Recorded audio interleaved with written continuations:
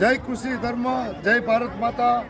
આજે હું બાલા સાહેબના નેજાચર નવરંગ નેચર ફાર્મની અંદર મુલાકાત આવ્યો હતો કૃષકોની, જે મને પ્રાકૃતિક ખેતી અને ખેડૂતોને મળવાનો મોકો મળ્યો તેનો મને ખૂબ આનંદ છે। સંજયભાઈ સિયા છે, તે પ્રાકૃતિક ખેતી કરે છે, ઓર્ગેનિક ખેતી કરે છે।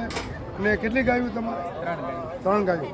તો તમારો ઉત્સાહ જોઈ અને બાલા સાહેબનો ઉત્સાહ જોઈ રાષ્ટ્રને આત્મનિર્ભર બનાવવા માટે એક નિવૃત્ત સૈનિક તરીકે મને ખૂબ ગૌરવ થાય છે।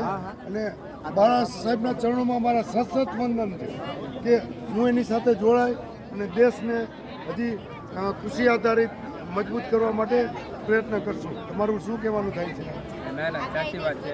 પ્રાકૃતિક ખેતી કરતા ખેડૂતો આગળ આવે, 2 પૈસા કમાતા થાય તો એનો ઉત્સાહ જળવાઈ રહે અને સતત જે આપણે વડાપ્રધાને પ્રાકૃતિક ખેતી તરફ આપણું ભારત કઈ રીતે આગળ વધે એની મહેકમ ઉઠાવી છે અને આચાર્ય દેવવ્રત પણ ખૂબ મહેનત કરી રહ્યા છે, ત્યારે દરેક ખેડૂતોને નમ્ર વિનંતી કે પોતાના ઘર પૂરતો તો શાકભાજી જરૂર કરે, અનાજ કઠોળ જરૂર પકવે, ત્યાર પછી જો એને વધારે એમાં લાભ રહે તો બીજા માટે પણ પ્રાકૃતિક ખેતી કરે, પોતા માટે ખાસ કરે તો જેથી એનું આરોગ્ય જળવાઈ રહે અને ઘરમાં સુખ શાંતિ બની રહે।